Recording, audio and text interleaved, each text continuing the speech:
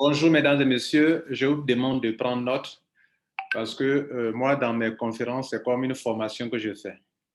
Donc, faites comme ce que Socrate pourrait dire, ce que je sais, c'est que je ne sais rien. Voilà. Faisons comme ça pour apprendre mieux. Et je vous demande de prendre note. On ne vous a pas invité ici pour parler d'un ICO, mais c'est tout comme. Donc, je vais vous présenter ce qu'on appelle un ICO et on va aboutir au crowdfunding. Vous allez vous rendre compte que c'est la même chose. Vous allez vous rendre compte que quand on parle de ICO, on parle de crowdfunding. Malheureusement, beaucoup de personnes font des ICO, ne savent pas qu'elles sont en train de faire du crowdfunding. Donc, comme j'ai écouté des gens se disant, connaissant le système, et que quand on parle de crowdfunding, tout de suite, ils traitent des gens d'escrocs, de Ponzi, de pyramidal. Mesdames et messieurs, je vais ouvrir votre esprit sur des vérités. Vous savez, il y a des choses dans la vie, quand vous ne connaissez pas, il faut faire très attention. Il faut aller chercher de quoi il est question. Je sais que dans cette salle, lorsqu'on vous a invité, quelqu'un a dit, dis donc, c'est du crowdfunding. Tu dis, oh, ce sont des bêtises, je connais ça, ou bien ça ne m'intéresse pas. Il y a des gens qui ont refusé de venir dans cette salle parce qu'une personne leur a parlé de crowdfunding. Voilà pourquoi souvent il est mieux quand vous invitez des gens dans une salle de ne pas dire exactement ce pourquoi. Dites, bon, j'ai quelque chose, viens t'informer sur quelque chose. Mesdames et messieurs, nous allons vous ouvrir les yeux sur des vérités. Vous comprenez, sur des choses que vous croyez savoir alors que vous ne savez pas. Enfin, certaines personnes. Je ne dis pas que vous, dans ça, vous êtes des ignorants. Non. Mais il veut dire qu'il y a des personnes, lorsqu'on les invite à quelque chose, ces personnes croient tout connaître. Alors qu'il y a beaucoup de choses que nous ne connaissons pas. Plus tu apprends, plus tu te rends compte que tu ne sais rien. C'est pour ça que je vous demande de prendre note. Alors, on va commencer par ICO pour aboutir au crowdfunding proprement dit. Alors, Initial Coin Offering, ça veut dire en français des levées de fonds. Des levées de fonds pour qui? Pour des entreprises qui veulent lancer leur projet. Donc, elles font des levées de fonds. Mais les levées de fonds, c'est quoi? Ce sont des financements.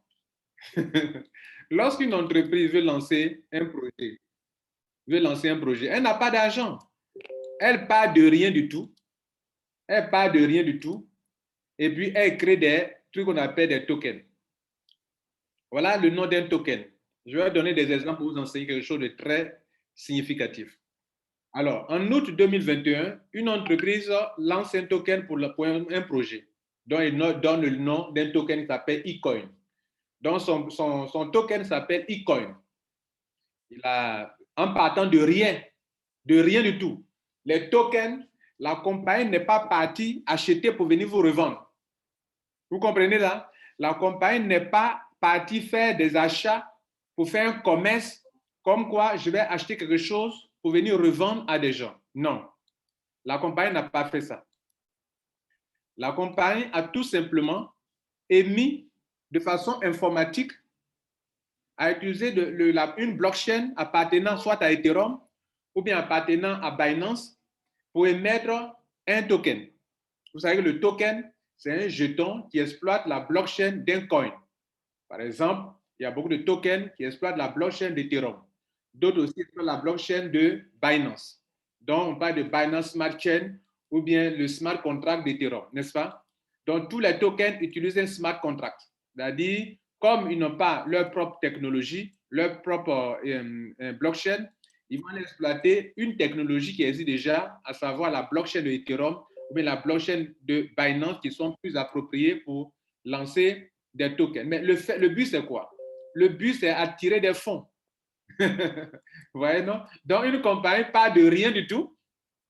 Elle part de rien et puis elle vous vend quelque chose. Vous voyez là? Elle part de rien du tout.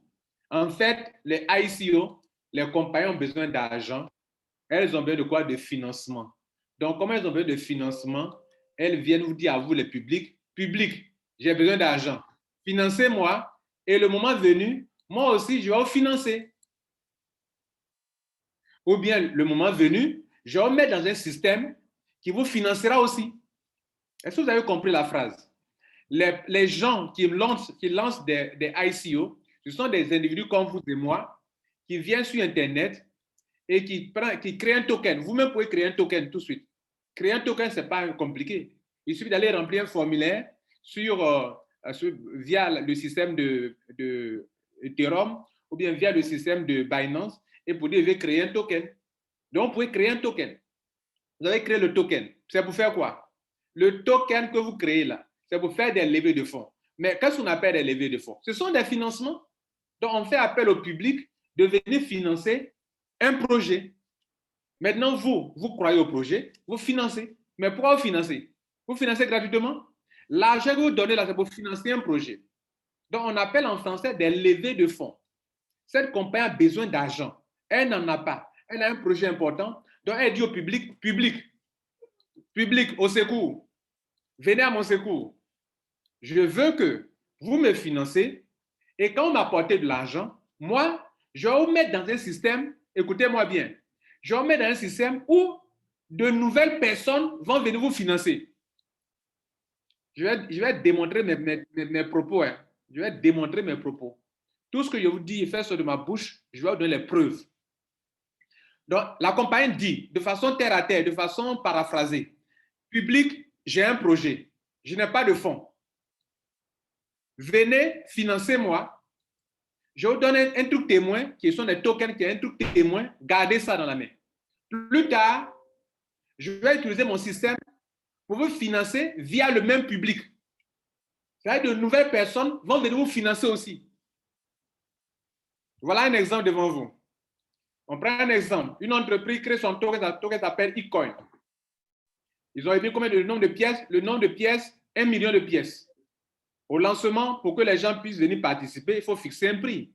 Donc, le prix pour commencer, le prix du token, c'est 0,0005 Bitcoin. Ça va tourner autour de 20 $. Ça, c'est le prix du token pour commencer. Et puis, on commence. On est en août, août 2021. En août 2021, quand ils ont lancé, au lancement, vous venez acheter pour 60 $. Vous prenez 60 $ pour venir en acheter. Qu'est-ce qu'on va faire pour savoir combien de pièces vous aurez? On va diviser les 60 $ par le prix d'une pièce. Vous savez combien de pièces vous aurez? Vous aurez 120 000 pièces. Vous aurez 120 000 pièces avec 60 $. 120 000 pièces.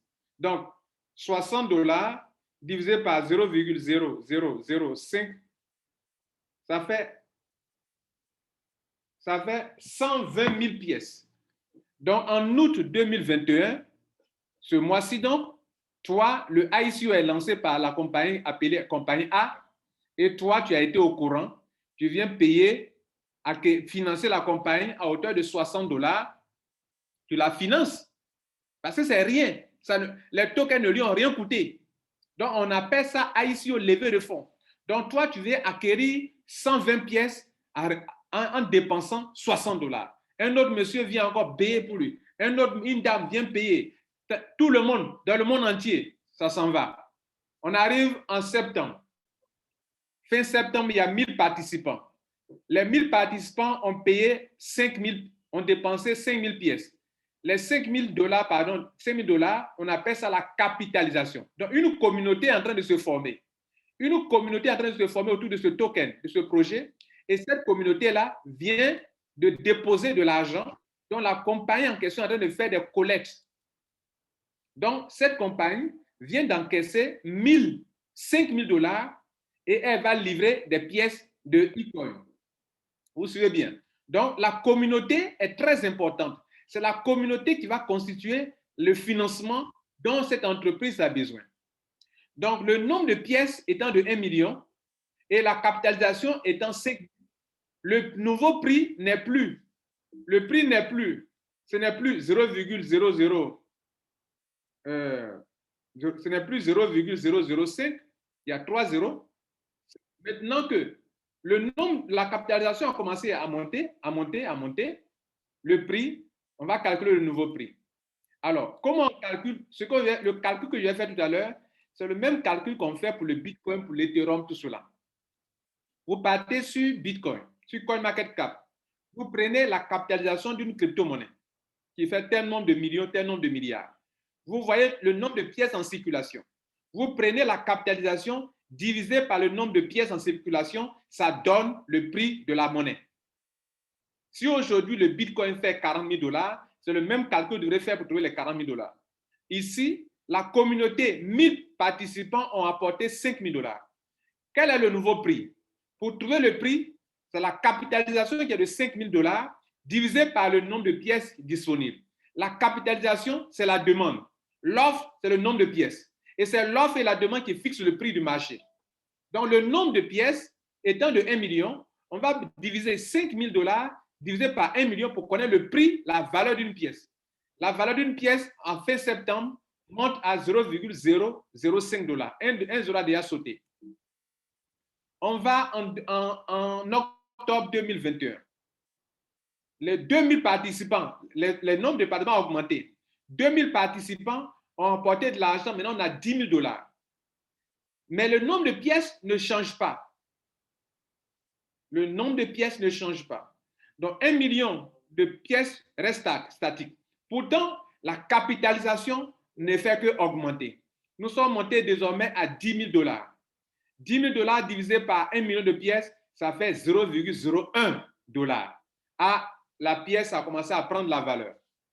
Pourquoi? Parce que de nouveaux participants viennent continuer de déposer de l'argent dans le système, dans la compagnie, pour lui donner de l'argent. La compagnie a besoin d'argent. Son ICO continue en octobre. Mais octobre, on continue. On va en fin novembre.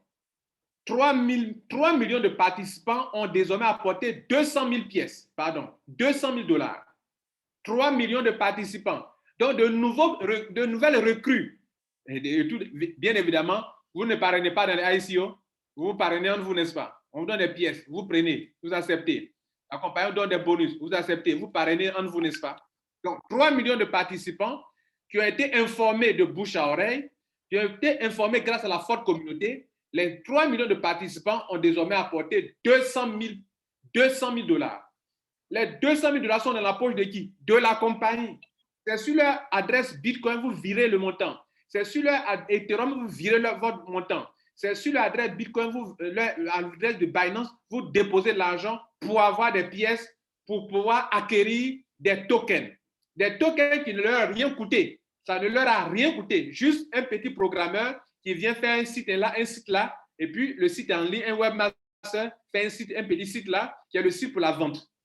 Le site pour la vente, rien qu'un nom de domaine, un hébergement, et on donne le prix, et vous commencez à déposer l'argent sur le compte Bitcoin, le compte Ethereum, jusqu'à ce que 3 millions de participants apportent 200 000 $ à la compagnie. Parce que l'ICO, c'est un financement. Et le nombre de pièces actuellement est resté toujours 1 million. En divisant la demande, qui est 200 millions, qui a aussi la capitalisation, 200 000 $, divisé par 1 million de pièces, le nouveau prix de eCoin est monté à 0,2. Mesdames et messieurs, est-ce que vous êtes avec moi? Ça, c'est histoire de montrer quelque chose. On va aboutir à quelque chose de très sérieux. On continue. Vous continuez d'inviter des gens, d'en parler dans le monde entier. On fait des publicités. On fait sur les réseaux sociaux. On crée des groupes WhatsApp, des groupes Telegram. Tout cela pour en parler. Dans une forte communauté en train de se construire autour. Mais la communauté, c'est quoi? Ce sont de nouvelles recrues. Ce sont de nouvelles recrues, de nouveaux participants. Ils viennent avec quoi? De l'argent. Pourquoi? Pour quelque chose qui n'a rien coûté à la compagnie. La compagnie monte à 20 millions de montants encaissés dans son ICO. C'est ce qui se passe tous les jours. Hein? Tous les ICO auxquels vous participez, c'est le film qu'ils sont en train de vous retracer là pour que vous soyez informés de quelque chose. Donc, on arrive en février 2022, 7 millions de participants, mesdames et messieurs, et ont emporté 20 millions de dollars dans la poche de la compagnie qui a lancé le eCoin. Le nom de pièce n'a pas changé. Le prix actuel est de 20 $.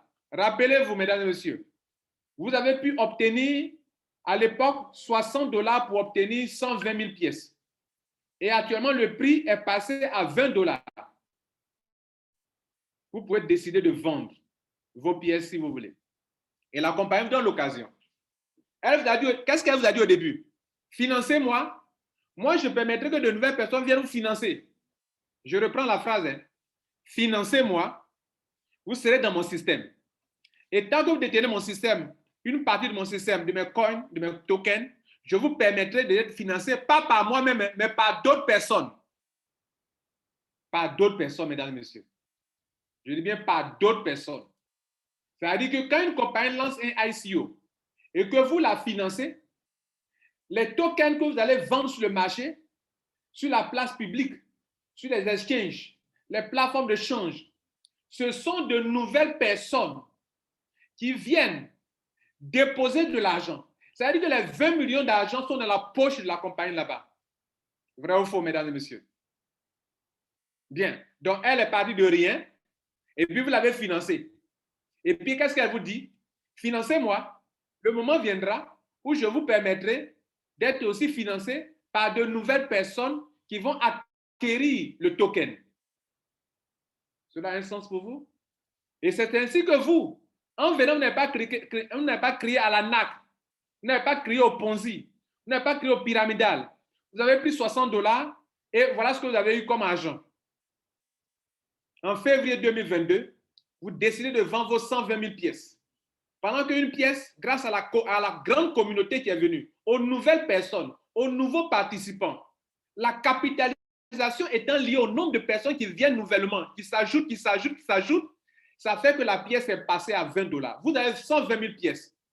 De $60, vous encaissez 2 400 000 $. Je reprends, mesdames et messieurs. Ce sont des mathématiques et il n'y a rien qui soit illogique dans ce que je viens de vous expliquer. Vous étiez là dès le début. Vous encaissez 2 400 000 $. C'est plus cher, ce sont des milliards de francs CFA. Je pose la question. La question suivante. Vos $60 sont devenus 2 400 000. Vous êtes un escroc, hein? Vous avez fait du pyramidal, là. Vous avez fait du Ponzi. Est-ce que naturellement, $60 peuvent vous donner 2 400 000? Et pourtant, c'est la vérité. Et pourtant, c'est la vérité. Qu'est-ce qui s'est passé? Qu'est-ce qui s'est passé? Retournons en arrière. On était ici. On était ici. En septembre, en août 2021. Une entreprise a besoin de fonds. Elle se crée des e-coins, un token qui est sorti de nulle part, de son cerveau, de son imagination. Il trouve un site internet, il publie, les gens viennent acheter. Ça n'a rien coûté. Rien que le site qui lui a coûté quelque chose. Rien que le nom de domaine, l'hébergement. C'est tout. Peut-être il a dépensé peut-être 300 000 francs CFA ou bien 500 000 francs CFA. Le site est là, le site informe. On crée un groupe Telegram qui ne coûte rien. On crée un groupe WhatsApp qui ne coûte rien et les gens viennent déposer de l'argent. Et là, personne n'écrit à l'ANAC. Personne n'écrit au Ponzi. Tout le monde est d'accord pour ça. Vous qui êtes dans ces salles, la plupart d'entre vous avez participé à des systèmes de financement comme ça pour des compagnies. Et qu'est-ce que la compagnie vous a dit? La logique, sinon ce qu'il faut, il faut dire clairement, de façon honnête, est la chose suivante. Les gars, j'ai besoin d'argent. J'ai un projet. Financez-moi. Demain, je ne vais pas rembourser votre argent. Mais c'est d'autres personnes qui vont être intéressées par ma chose là, qui vont vous financer via mon système. Le système, c'est le token. Donc, via mon système, je vais vous financer aussi. Cela veut dire quoi? Vous allez venir financer une entreprise et qui vous met dans un système où ce n'est pas elle qui va vous financer, mais ce sont de nouvelles personnes qui vont venir acquérir le token. Et pendant qu'ils acquièrent le token, la valeur du token augmente. On passe à 0,005 $. Après, on passe à 0,01 $. Après, on passe à ce montant qui est de 0,2 $. Et le nombre de personnes est passé à 3 millions de nouvelles personnes, de nouveaux participants. La capitalisation qui est la demande ne fait qu'augmenter. Et c'est l'offre et la demande qui fixent le prix de quelque chose sur le marché. Le nombre de pièces n'a pas changé. 21 millions de bitcoins resteront 21 millions de bitcoins durant des siècles. Ça ne va jamais changer. Bien. Maintenant, le prix est parti. Vous, vos petites sommes d'argent de 60 $, vous permettent demain d'avoir la somme suivante. 2 400 000. Je vous demande pour la question. Vous êtes un escroc? À la fin de la conférence, vous allez me répondre. Vous tous qui êtes dans cette salle, chacun va me répondre si vous êtes escroc. Chaque fois que vous avez participé à un ICO, à un financement, et qu'après le système vous permet de recevoir des fonds de la part de d'autres personnes, avez-vous été un escroc? Avez-vous été dans un système Ponzi? Est-ce le ICO est un système Ponzi? Mesdames et messieurs, voilà donc ce que j'ai voulu vous enseigner. Maintenant, on va aller parler de financement participatif. Et je vais faire voir une petite vidéo. Écoutez cette petite vidéo. On va voir si ce que je dis tout à l'heure est faux ou bien si c'est vrai.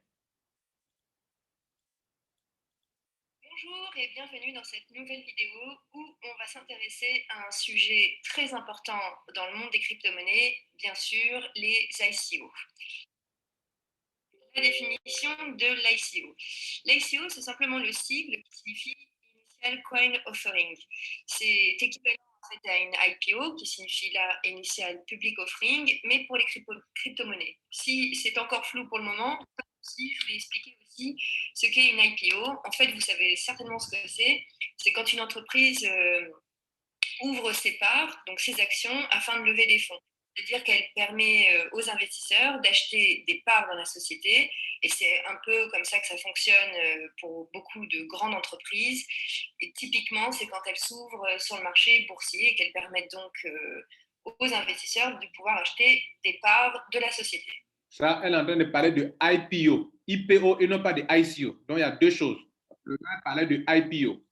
Elle va parler maintenant de ICO, ce que je viens de vous expliquer tout à l'heure. On l'écoute. Bon, jusque-là, c'est très simple. Eh bien, une ICO, c'est vraiment à peu près la même chose, sauf que là, au lieu de vendre des parts, concrètement, l'entreprise donc basée sur la blockchain, typiquement, va lancer un nouveau projet. Ce nouveau projet va prendre la forme donc d'un token, et c'est comme ça qu'elle va lever des fonds pour. C'est ainsi qu'elle va lever des fonds. Regardez en bas ce qu'elle a écrit, une sorte de crowdfunding pour les crypto-monnaies. Crowdfunding vient ici. Le crowdfunding, c'est le financement fait par la foule.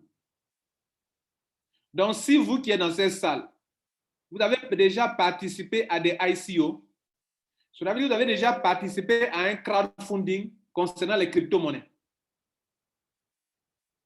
Il a un projet, il n'a pas d'argent. Venez me financer, ils viennent, vous venez les financer. Vous êtes en train de, chaque fois que vous avez fait un ICO, vous avez participé à un crowdfunding. Pouvoir développer son projet. Alors, c'est pas pour rien qu'on dit Initial Coin Offering, parce que ça se place vraiment au tout début de la création de ce projet. Contrairement aux entreprises classiques dans la finance traditionnelle, elles le font quand la société est plutôt établie et où elle recherche des fonds pour se développer davantage. Là, dans une ICO avec des crypto-monnaies, c'est vraiment pour pouvoir débuter un projet. Elle est là la grande différence entre une IPO et une ICO. En fait, et tout simplement, vous pouvez, pour faciliter l'image, penser à un système de crowdfunding, mais qui sera adapté cette fois-ci pour les crypto-monnaies. Voilà, pensez à un système de crowdfunding, mais qui sera plutôt consacré aux crypto-monnaies. Donc, quoi qu'on dise, c'est un financement. On s'adresse à qui? Au public. Mesdames et messieurs, voilà pourquoi j'ai commencé par vous parler de ICO.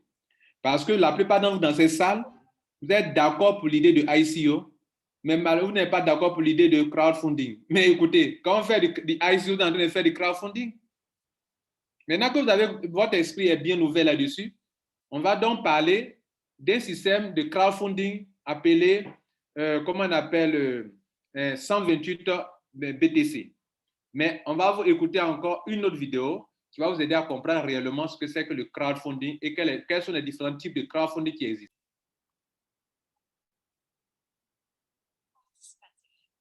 Mieux connu sous le nom de crowdfunding en anglais. L'Autorité des marchés financiers, l'AMF, définit le crowdfunding comme un processus permettant à une personne ou à une entreprise de recueillir de petites sommes auprès d'un grand nombre de personnes, généralement par Internet. Donc, c'est le processus permettant à une personne donc vous, ou bien à une entreprise de recueillir de petites sommes auprès d'un grand nombre de personnes, généralement En d'autres mots, c'est via Internet. une façon de financer un projet en faisant appel à un grand nombre de personnes par l'intermédiaire de plateformes web. L'objectif est de réunir des fonds suffisants pour réaliser un projet précis. Vous avez sûrement déjà entendu le célèbre proverbe « L'union fait la force ». Eh bien, c'est sur ce principe que le crowdfunding s'appuie. Cynthia a une idée innovante. Toutefois, la banque refuse de lui accorder un prêt, considérant qu'il représente un risque trop élevé.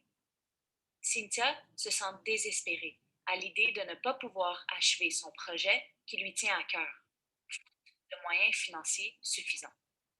Une solution alternative au prêt bancaire s'offre à elle, le crowdfunding.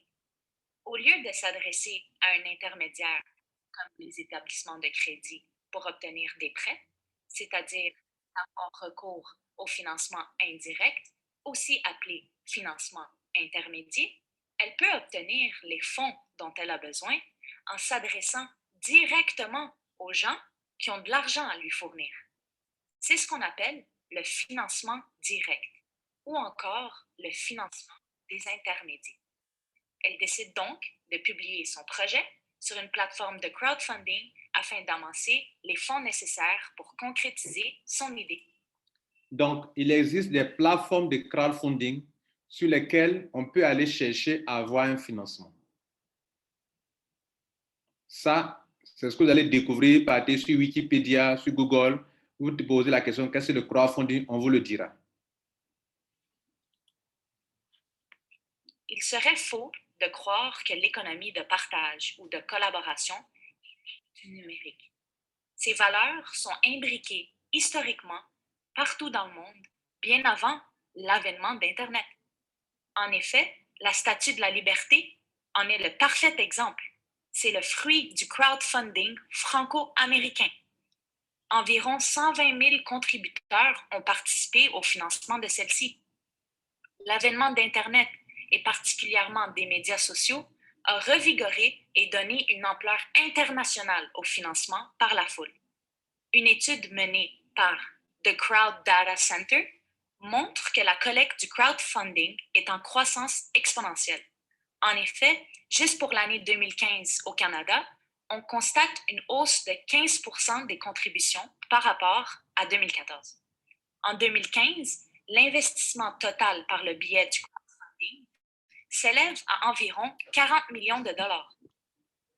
Maintenant que vous savez en quoi consiste le crowdfunding, il serait pertinent de vous présenter les 4 modèles de financement participatif. Le premier, et le plus répandu, est le modèle reposant sur les dons. Ce modèle consiste à recueillir des sommes auprès de donateurs sans contrepartie concrète en vue de réaliser un projet ou de fonder une entreprise. Le deuxième est le modèle reposant sur les récompenses, qui consiste à recueillir des sommes auprès de donateurs en contrepartie de récompenses ou d'avantages. Le troisième est le modèle reposant sur le préachat, qui consiste à recueillir des sommes auprès de donateurs en contrepartie de récompenses futures concrètes, comme des produits de consommation. Et finalement, le quatrième est le modèle reposant sur les titres, aussi appelé Equity Crowdfunding. Il consiste à investir dans un émetteur et son entreprise, en contrepartie de titres de l'émetteur, qui sont souvent des titres de capitaux propres, mais qui peuvent être de d'autres types, notamment des titres de créances.